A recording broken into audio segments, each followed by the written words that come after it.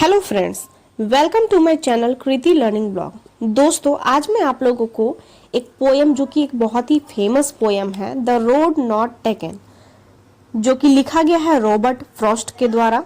तो आज इसी पोयम को मैं आप लोगों को डिटेल में समझाऊंगी, paragraph wise and line wise. Okay, so चलिए, जैसा कि आप यहाँ पे देख सकते हैं ऑन द टॉप, यहाँ पे एक थोड़ा सा डिटेल दिया गया है इस पोयम के बारे में, थोड़ा सा डिस्क्रिप्शन दिया गया है कि this well known poem is about making choices and the choices that shape us.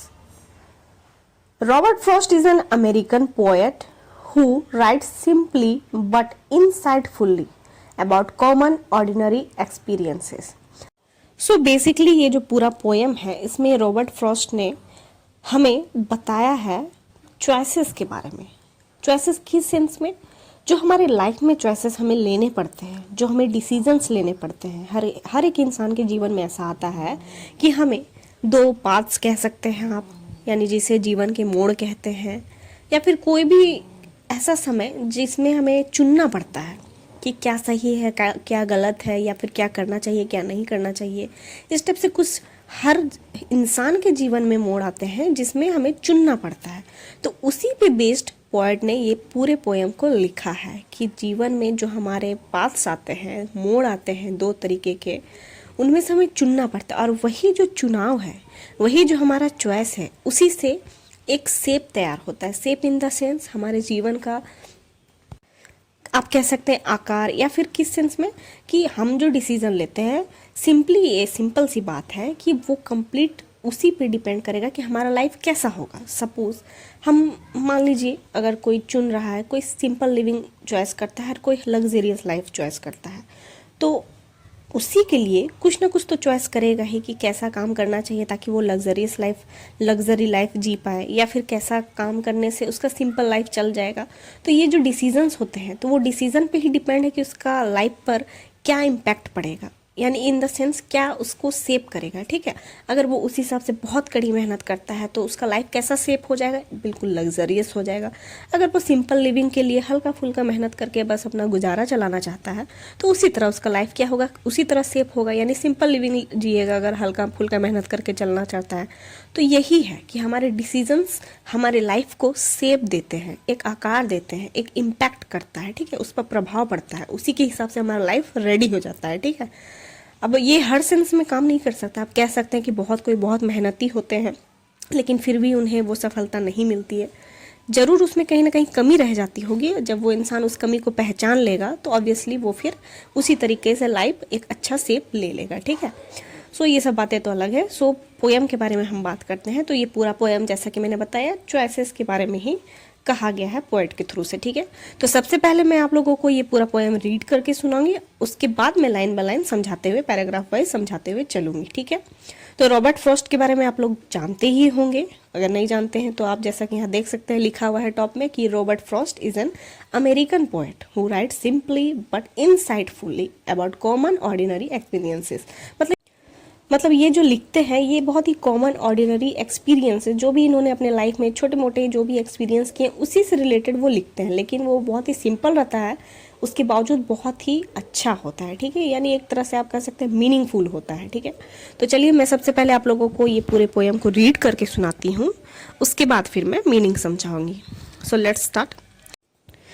To roads diverged in a yellow wood and sorry I could not travel both, and be one traveler long I stood, and looked down one as far as I could, to where it bent in the undergrowth. Then took the other just as fair, and having perhaps the better claim, because it was grassy and wanted wear, though as for that the passing there had warned them really about the same. And both that morning equally lay in leaves no step had trodden black. Oh, I kept the first for another day, yet knowing how well leads on to way, I doubted if I should ever come back. I shall be telling this with a sigh, somewhere ages and ages hence. Two roads diverged in a wood, and I took the one less traveled by, and that has made all the difference. Robert Frost. चलिए पहले stanza को पहले समझते हैं, ठीक है. तो जैसा कि पहला स्टेंजा में हम लोगों ने देखा कि कहा गया है two roads diverged in a yellow wood and sorry. So let's see first stanza. तो जैसा कि फर्स्ट स्टेंजा में जो कहा गया है कि two roads diverged in a yellow wood and sorry I could not travel both and be one traveller long I stood and look down as far as I could to where it bend in the undergrowth. तो इसमें देखिए कुछ कुछ words है जो कि मैं पहले उसकी मीनिंग आपको समझा देना चाहती हूँ, ठीक है. जैसा कि पहला जो वर्ड आप देख सकते हैं डाइवर्स्ड. डाइवर्स्ड मीन्स क्या है? मीन्स सेपरेट होना, किसी दो डायरेक्शन में अलग अलग पाथ में, एक पाथ दो अलग अलग डायरेक्शन में जब सेपरेट हो जाते हैं तो उसी को कहते हैं डाइवर्जन, ठीक है, या डाइवर्स्ड. येलो वुड यहाँ पे कहने का सेंस है जा कि एक ऐसा फॉरेस्ट जहाँ पे बहुत सारे जो पत्ते हैं, आप जैसा देखते होंगे कि पत्ते जब सूख जाते हैं तो उसमें हल्की मतलब ग्रीन कलर से वो येलो कलर में चेंज हो जाता है. तो यानी यहाँ पे येलो वुड कहने का, वुड का मतलब होता है फॉरेस्ट, ठीक है, would in the sense of forest. और येलो वुड यानी क्या हो गया? ऐसा फॉरेस्ट जो कि जहाँ पे पत्ते सूख चुके हैं, ठीक है, डिकम्पोज हो चुके हैं, यू कैन से. अगला जो और एक वर्ड यहाँ पे आप देख सकते हैं लास्ट में जो है, लास्ट लाइन के लाइन में जो है अंडर ग्रोथ. एक इसका मीनिंग क्या है? तो इसमें आप कह सकते हैं बहुत ही जब घना होता है, प्लांट्स जब होते हैं उसके जो ग्रोथ है बहुत ज़्यादा होने के कारण घना दिखता है, तो उसी को कहते हैं अंडर ग्रोथ, ठीक है. झाड़ियाँ जिसको कह सकते हैं आप, ठीक है. तो इसमें क्या है, आप फर्स्ट स्टेंजा में है कि एक बार क्या होता है, जो पोएट है वो एक रास्ते पे चल रहा होता है तो अचानक उसे डाइवर्जन मिलता है, ठीक है. डाइवर्जन का मीनिंग मैंने क्या बताया? एक ऐसा रास्ता जहाँ पे दो सेपरेट पाथ्स चले गए हों, ठीक है, डिफरेंट डायरेक्शन में, तो उसे कहते हैं डाइवर्जन.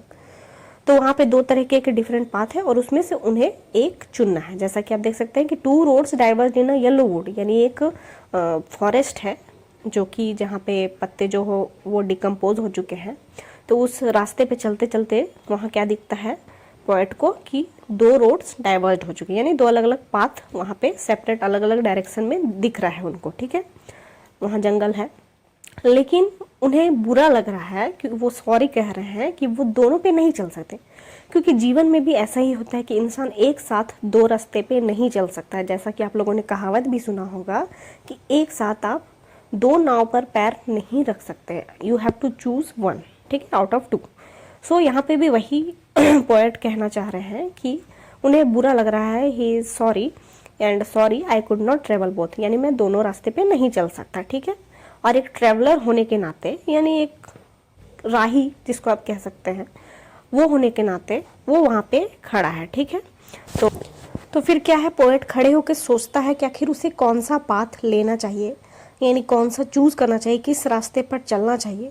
तो वो वहाँ पर खड़े होकर बहुत देर तक सोचने लगता है, बहुत दूर दूर तक देखने लगता है जहाँ तक उसे दिखाई दे सके, ठीक है. वो सोचने लगता है कि आखिर कौन सा पाथ इसके लिए सुटेबल रहेगा. जिस तरह रियल लाइफ में भी हम लोग सोचते हैं डिसीजन लेने से पहले कि क्या सही है क्या गलत है, उसी तरह पोएट भी खड़े होकर सोच रहा है कि आखिर कौन से पाथ को मुझे चुनना चाहिए, ठीक है. तो यही यहाँ पे लास्ट लाइन में कह रहा है कि दूर दूर तक वो देखे जा रहा है, दूर दूर तक अंत तक उसे क्या झाड़ियाँ टाइप की दिख रही है, ठीक है, वो यहाँ पे कह रहा है. तो पहला ये था पहला स्टेंजा हमारा. अब दूसरे स्टेंजा की ओर चलते हैं. Then took the other just as fair, and having perhaps the better claim, because it was grassy and wanted wear, though as for that the passing there had warned them really about the same. तो यहाँ पे भी कुछ कुछ words है उसकी meaning में बता देती हूँ.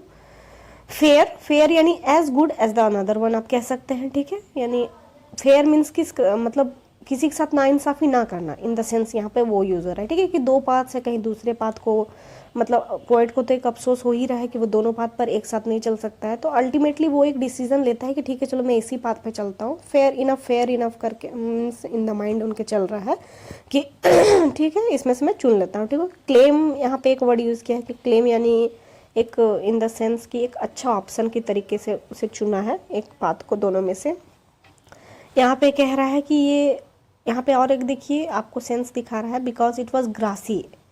ग्रासी इन द सेंस क्या है, किसी भी रास्ते में ज़्यादा ग्रास कब होगी बताइए, तभी होगी जब उस जगह को यूज़ ना किया गया हो, जब उस जगह पे कोई ना गया हो, तो ही वो जगह ग्रासी होगी। अगर आप उस पर चलने लगेंगे तो वो ग्रास क्या है, मर जाते हैं। जैसा कि हम लोग देखते हैं बहुत सारे, आप फील्ड में देखते होंगे कि हर तरफ ग्रास दिख रहा है और एक रास्ता, मतलब एक रास्ता टाइप का दिख रहा है। तो वो रास्ता क्यों बना है? क्योंकि उस ग्रास पे सब कोई चल चल के ऐसा हो गया है कि वो ग्रास डेड हो चुके हैं और जिसके कारण वहाँ पे और ग्रास नहीं रहा। ठीक है, तो यहाँ पे ग्रास दिख रहा है, इट मीन्स क्या कि वहाँ पे कोई नहीं गया है। तो इसीलिए वो कहना मतलब चुन रहे हैं उसको, क्योंकि उनको ऐसा महसूस हो रहा है कि इस पे चलना चाहिए, क्योंकि इसको कोई यूज़ नहीं किया, उन्हें बुरा लग रहा है। ठीक है, तो चलिए इसके मीनिंग को समझते हैं। ठीक है, तो यहाँ पे पोएट क्या है जैसा कि मैंने पहले स्टेंजा में बताया कि एक रास्ते पे जाके खड़े हो गए हैं जहाँ पे दो पाथ्स अलग अलग डाइवर्ज हो रहे हैं। ठीक है, उन्हें चुनना है, वो सोच रहे हैं कौन सा चुने कौन सा नहीं, क्या चुनना सही है क्या नहीं। तो अल्टीमेटली वो क्या देखते हैं कि एक रास्ते पर ग्रास ज़्यादा है, इन द सेंस इसका मतलब क्या है कि उसे यूज़ नहीं किया गया है। ठीक है, तो पोएट उस जगह पर खड़ा होके फिर सोचते हैं चलो फेयर इनफ, इसे किसी ने यूज़ नहीं किया है तो मैं ही इस पर चलता हूँ। ठीक है, इस पर एक प्रकार से वो अपने आप को संतावना, आप कह सकते हैं संतावना देते हुए एक रोड को वो चुन लेते हैं। ठीक है, किस लिए चुनते हैं? इसलिए क्योंकि उन्हें वो फील होता है कि ये बहुत ही ग्रासी है, इन द सेंस कि इसे किसी ने यूज़ नहीं किया है तो मैं इस पर चलता हूँ ताकि फेयर रहे, इक्वल रहे। ठीक है, एक पर बहुत लोगों ने चला है, एक पर नहीं चला है, तो दोनों पे चल के इक्वल मतलब करके फेयर करते हैं। ठीक है, फिर देखिए आगे क्या कहते हैं पोएट कि though as for that the passing there had worn them really about the same. यानी क्या होता है, उन्होंने तो एक डिसीजन ले लिया कि चलो इस रास्ते के मैं चुनता हूँ, क्योंकि ऐसा महसूस हो रहा है कि ये रास्ता पे चलना चाहिए, ये बहुत ग्रासी, इसे यूज़ नहीं किया गया है। ठीक है, इसे भी इक्वल एक कह सकते हैं अपॉर्चुनिटी मिलना चाहिए। तो उस रास्ते पे फिर वो चल पड़ते हैं। फिर उस रास्ते पर कुछ दूर चलने के बाद उन्हें क्या महसूस होता है कि ये रास्ता भी उसी रास्ते की तरह ही यूज़ किया हुआ है, मीन्स इक्वल ही है। इन द सेंस आप रियल लाइफ से अगर जोड़ें तो यहाँ पे एक पोएट कहना चाहते हैं कि जब भी हम अगर किसी डिसीजन को लेते हैं, सपोज दो पाथ्स हैं, तो ऐसा नहीं है कि एक पाथ बहुत इजी है, बहुत मीन्स कम ज़्यादा हो सकता है, लेकिन दोनों ही पाथ्स में हमारे दोनों ही लाइफ के किसी भी डिसीजन में हमें बेनिफिट्स भी मिलती है, डिसएडवांटेजेस भी मिलते हैं, प्रॉब्लम्स भी होती है, फेस भी करना पड़ता है। मीन्स एक तरह से क्या है, कोई भी रास्ता यानी कोई भी चीज़ हम लोग सुनते हैं ना कि आसानी से नहीं मिलता, उसके लिए मेहनत करनी ही पड़ती है। तो उसी प्रकार से यहाँ पे पोएट कहना चाह रहे हैं कि उन्होंने ये महसूस किया कि ये बात भी उसी की तरह सेम है। ठीक है ये यहाँ पे पोएट कहना चाह रहे हैं। ठीक है, कि इस पाथ में भी उसी तरीके से हमें चैलेंजेस फेस करने पड़ेंगे, उसी तरीके से हमें बेनिफिट्स भी मिलेगी। ठीक है, उसी तरीके से हमें घाटे भी हो सकते हैं। तो वही ये यहाँ पे कहना चाह रहे हैं कि हम लोग भले ही बेटर ऑप्शन चुनते हैं, ये अच्छा है वो अच्छा है, लेकिन सारे में प्रॉब्लम्स बेनिफिट्स ये सारी चीज़ मौजूद होते हैं, कम या ज़्यादा ये अलग बात है, लेकिन मौजूद होते हैं। अब चलते हैं अगले स्टेंजा की ओर। And both that morning equally lay in leaves no step had trodden black, oh I kept the first for another day, yet knowing how way leads on to way, I doubted if I should ever come back. ठीक है, यहाँ पे देखिए, यहाँ पे एक word आपको मिलेगा ट्रॉडन। ट्रॉडन मतलब क्या होता है, वॉक्ड ओवर। ठीक है, ख़त्म होना। ठीक है, तो देखिए इस स्टेंजा में क्या है, यहाँ पे फिर से पोएट कहना चाह रहे हैं कि जो दोनों पाथ थे, दोनों जो रास्ते थे, ये इन दोनों में आखिर सुबह एक ही तरीके की थी। ठीक है, मॉर्निंग इक्वली ले, यानी जिस प्रकार से उसमें मुझे सुबह दिखता इस प्रकार से इसमें भी सुबह दिख रही है। ठीक है, और दोनों में ही पत्ते हैं, दोनों में ही लोगों ने चला है। ठीक है, दोनों ही थोड़े थोड़े हरे भी हैं। ठीक है, यानी कहना इन द सेंस जिस तरह सेकेंड स्टेंजा में मैंने बताया कि हर लाइफ में बेनिफिट्स होते हैं, प्रॉब्लम्स होते हैं, चैलेंजेस होते हैं, फ़ायदे होते हैं, ये सारी चीज़, तो वही यहाँ पे कहना चाह रहे हैं इन द सेंस कि दोनों में उन्हें वही सारी चीज़ें दिख रही है। ठीक है, तो उन्होंने क्या डिसाइड किया कि आज इन्होंने इस रास्ते को चुना है, एक दिन वो दूसरे रास्ते को भी चुनेंगे। ठीक है, ये चुन लेते हैं, वो डिसाइड कर लेते हैं कि आज मैं इसी रास्ते पे चलता हूँ, उसे मैं दूसरे दिन चलूँगा, दूसरे रास्ते पर मैं दूसरे दिन चलूँगा, ये वो कहते हैं, सोचते हैं। ठीक है, लेकिन फिर वो ये भी सोचते हैं कि ठीक है मैंने डिसीज़न लिया है जी, लेकिन जिस तरह से रियल लाइफ में हमारा होता है कि हम सोचते हैं ठीक है आज मैं करूँगा, कल भी करूँगा, लेकिन कल किसने देखा है, यही यहाँ पे कहना चाह रहे हैं फौरन कि उन्होंने सोचा कि कल वो दूसरे रास्ते पे भी चलेंगे, लेकिन उन्हें कहीं ना कहीं डाउट है कि क्या वो वापस जिस रास्ते पर चल रहे हैं उससे कभी वापस आ पाएंगे ताकि वो दूसरे रास्ते पे चल पाए। तो वही यहाँ पे पॉइंट कह रहे हैं कि वो ये सोच तो रहे हैं कि आज ठीक है मैं इस रास्ते पर चलता हूँ, कल दूसरे रास्ते पे चल लूँगा, ताकि इक्वल रहे दोनों बातें। लेकिन उन्हें ये मन में आता है ये भी बात कि वो क्या कभी वापस उस रास्ते से मतलब लौट पाएंगे जिस रास्ते पे वो चल चुके हैं। क्योंकि रियल लाइफ में भी ऐसा ही होता है, एक बार अगर हम किसी डिसीजन को ले लेते हैं तो उससे वापस नहीं हो सकता है कोई। एक बार अगर आप किसी रास्ते पे चल गए तो वापस मुड़ना पॉसिबल नहीं होता है, हमें वो चांस ही नहीं मिलता है कि हम फिर से वापस आ पाएँ, ठीक है, क्योंकि समय कभी वापस नहीं आता है।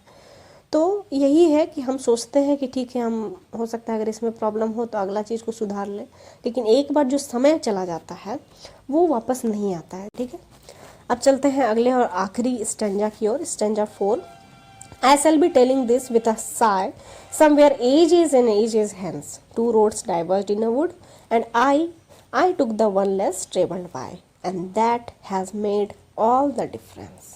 ठीक है, यहाँ देखिए दो वर्ड्स आपको दिखेंगे, साय। साय यानी क्या होता है? डीप ब्रेथ, मतलब हम लोग जो जोर से सांस लेते हैं, चैन की सांस जिसे कहते हैं, उसे कहते हैं हम लोग साय इंग्लिश में। हैंस यानी फ्यूचर के सेंस में यहाँ यूज़ किया गया है वर्ड। तो इस स्टेंजा में क्या है, पोएट कह रहे हैं कि I shall be telling this with a sigh, मतलब ये जो बात है कि मैं एक समय में दो रास्ते मुझे मिले थे, मैंने एक रास्ते को चुना था, क्यों चुना था, ये सारी जो बातें हैं ये मैं एक सुकून के साथ कह पाऊँगा। किस तरीके से कि एक बार मुझे मिला था, दो रास्ते मुझे मिले थे, उसमें से मैंने एक को चुना था। क्यों चुना था? क्योंकि उसे कम यूज़ किया गया था, इसीलिए मैंने उसे चुन लिया था। लेकिन हाँ, उसी डिसीज़न ने, मेरे उसी एक चॉइस ने मेरे लाइफ को कम्प्लीटली चेंज किया, इन द सेंस, ठीक है, कि उसी के कारण मेरे लाइफ में सारे इम्पैक्ट जो भी पड़े उसी डिसीज़न के कारण पड़े। तो ये रियल लाइफ में क्या है कि सिंपल सी बात है, आप जैसा कि मैंने शुरुआत में ही कहा था कि जो हम डिसीज़न लेते हैं उसी से हमारा फ्यूचर शेप होता है, उसी के अनुसार वो शेप लेता है, आकार लेता है, ठीक है, उसी के अनुसार उस पर प्रभाव पड़ता है। तो यही यहाँ पे अल्टीमेटली लास्ट स्टेंजा में पोएट कह रहे हैं कि वो जो उन्होंने चुना एक रास्ता, भले वो पूरे पोएम में उन्होंने जैसा कि बताया कि उनके मन में ये भी आया कि ठीक है आज मैं इस रास्ते पे चलता हूँ, कल उस रास्ते पे चल लूँगा, आज इसी पे चल लेता हूँ, लेकिन उन्हें मालूम था कि वो दोबारा उससे वापस नहीं आ पाएंगे, ठीक है। तो वही यहाँ पे कह रहे हैं कि वही जो उनका डिसीज़न था कि उन्होंने जिसे चुना उसी के कारण उनके लाइफ में जो भी चेंजेस आए हैं उसी डिसीज़न के कारण ही आए हैं। तो ये था दोस्तों पूरा पोएम। सो होल पोएम में आप बेसिकली कह सकते हैं कि इसका मेन थीम क्या है, तो ये इंसान हमें बताना है कि हम जो डिसीजंस लेते हैं उसी से हमारा लाइफ शेप लेता है, ये है मेन थीम, ठीक है। सो इसका मतलब क्या होता है कि हमें right decision in the sense wise decision, यानी बुद्धिमानी के साथ हमें कोई भी डिसीज़न लेना चाहिए ताकि हमारे लाइफ पे, क्योंकि हमें मालूम है कि उसका पूरा इम्पैक्ट पड़ेगा, सो हमें सोच समझ के बहुत ही कोई भी डिसीज़न लेना चाहिए, क्योंकि कोई भी डिसीज़न पूरी तरह से हमारे लाइफ पर असर करेगा। So you have to always make wisest decision. So यही था इस पूरे पोएम का मेन थीम दोस्तों। आई होप आप लोगों को पूरा पोएम समझ में आया होगा और आप इसके सारे आंसर क्वेश्चन भी कर पाएंगे। अगर आप ना कर पाएँ तो मुझे कमेंट बॉक्स पर ज़रूर मैसेज करें, कमेंट करें, मैं आप लोगों को कोशिश करूँगी कि उसका आंसर क्वेश्चन भी एक वीडियो के थ्रू से आप लोगों को दे दूँ, अपलोड कर दूँ, ठीक है। आई होप आप लोगों को पसंद आया होगा पूरा पोएम। Thank you.